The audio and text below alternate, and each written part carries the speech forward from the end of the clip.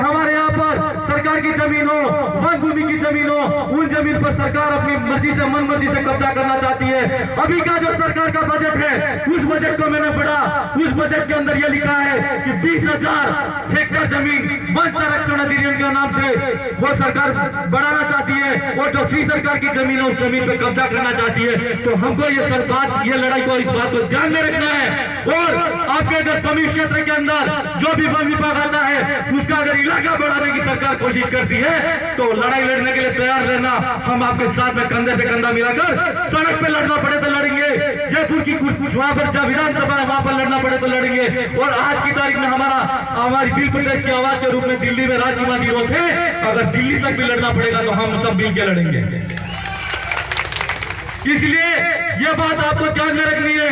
मैं ज्यादा कुछ नहीं कहते हुए अंत में एक बात और कहना चाहता हूं कि यहाँ पर जिस तरीके से जगतपुरा भूकिया की जमीन पे सरकार का नीलामी का जो आदेश निकाला है और सोना खनन की जो सरकार की साजिश है, हम जगतपुरा सहित 10 जो ग्राम पंचायत है उन भाइयों को यह कहना चाहते हैं कि आपकी जमीन है, उस जमीन के मालिक आप हो, आपकी जमीन कोई छीन नहीं सकता।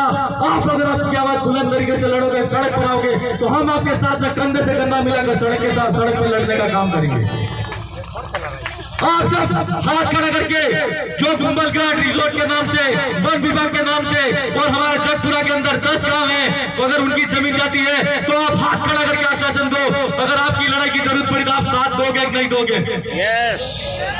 धन्यवाद, धन्यवाद मेरे भाई। और साथ ही साथ मैं इस मौके पर एक बात और कहना चाहता हूं, इस मंच के माध्यम से भी कहना चाहता हूं कि एनपीसीएल के नाम से 2013 से प्रोजेक्ट चलाया जा रहा है, और वहां पर जो व्यक्ति 18 वर्ष से ऊपर है उसके तहत आरएनआर का जो पैसा है 9.5 लाख रुपया होता है। जबलपुर की तर्ज पर वहां पर कॉलोनी बननी चाहिए, वहां पर अच्छी शिक्षा की सुविधा होनी चाहिए, वहां पर स्पोर्ट एकेडमी होनी चाहिए। तो हम सरकार से ये पूछना चाहते हैं, और जिन भाइयों ने जमीन अधिग्रहण करने के लिए सरकार के साथ में समझौता किया है उनसे मैं कहना चाहता हूं कि आपने किस आधार पर समझौता किया कि बांसवाड़ा जिले के अंदर एनपीसीएल जो न्यूक्लियर पावर प्लांट आयोजित वहां पर स्थापित करने का जो प्रावधान है वो प्रावधान सरकार का गलत है। आप आपकी आवाज को बुलंद करो, जिला मुख्यालय पर कलेक्टर साहब भी हो, उनसे वार्ता करो। और ये मुद्दा कोई छोटा मुद्दा नहीं है, आपके नाम से धीरे धीरे करके ये जमीनें जा रही है। आप चुप क्यों बैठे हो? आपको अपनी आवाज को उठाना होगा, और हम सबको अगर जरूरत पड़ी तो मिलकर ये लड़ाई लड़नी होगी। और एनपीसीएल के साथी हो या जगतपुरा भूकिया के जो स्वर्ण खनन के नीलामी के जो आदेश निकले हैं उनके अंदर जो जमीन जा रही है, चाहे वो भाई हो, हम सब ये लड़ाई मिलकर लड़ेंगे।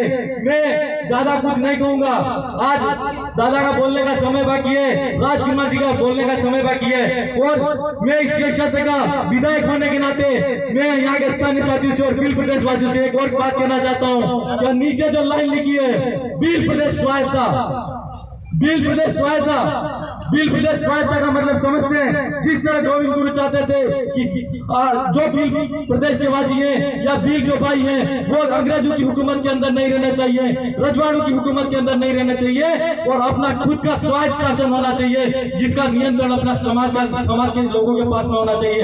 ये वो लड़ाई है। मैं आपको